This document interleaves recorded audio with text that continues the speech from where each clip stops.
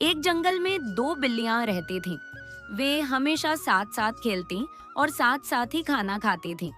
एक बिल्ली का नाम था लूसी और दूसरी का नाम था पूसी। हालांकि दोनों अच्छी दोस्त थीं, लेकिन छोटी छोटी बातों पर अक्सर झगड़ा भी लिया करती थीं। एक दिन लूसी और पूसी खाने की तलाश में जंगल में घूम रही थीं। तभी अचानक रास्ते में उन्हें एक स्वादिष्ट रोटी दिखाई दी। लूसी बोली, म्याऊ म्याऊ, कितनी अच्छी रोटी है, आज तो मेरे खाने का इंतजाम हो गया। पूसी तुरंत बोली, नहीं, ये रोटी मेरी है, मैंने इसे पहले देखा था। लूसी गुस्से में बोली, तुम हमेशा दूसरों का खाना खा जाती हो, ये रोटी मेरी है, मेरी है, मेरी है।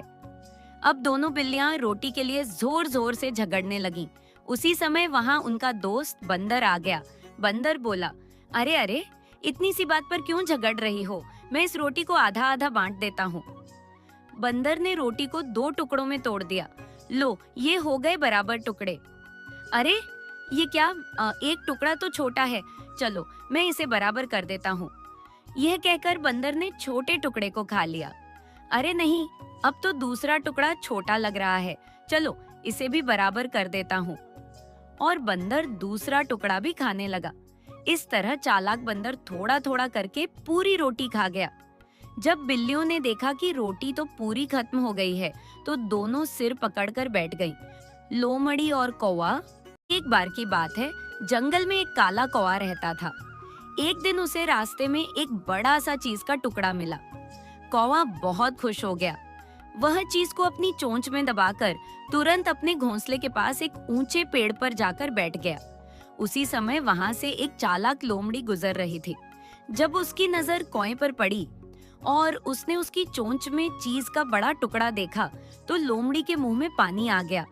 लोमड़ी ने सोचा, किसी भी तरह यह चीज का टुकड़ा मुझे चाहिए। उसने तुरंत एक चाल चली।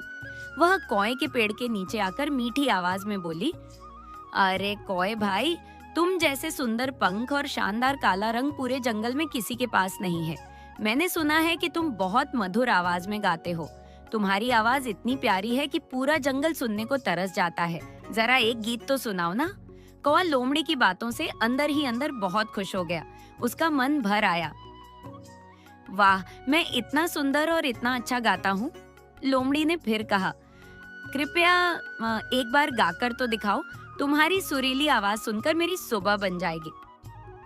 कौवा, जो पहले ही उसकी झूठी तारीफ से फूला नहीं समा रहा था, गर्व से गाने के लिए अपना मुंह खोलता है। और जैसे ही उसने कांव कांव करके गाने की कोशिश की, उसकी चोंच खुल गई और चीज का टुकड़ा नीचे गिर गया। लोमड़ी तुरंत उछलकर उस चीज को उठा लेती है। बेचारा कौवा समझ गया कि लोमड़ी ने उसे झूठी तारीफों में फंसाकर धोखा दिया है। उसे अपनी मूर्खता पर बहुत पछतावा हुआ।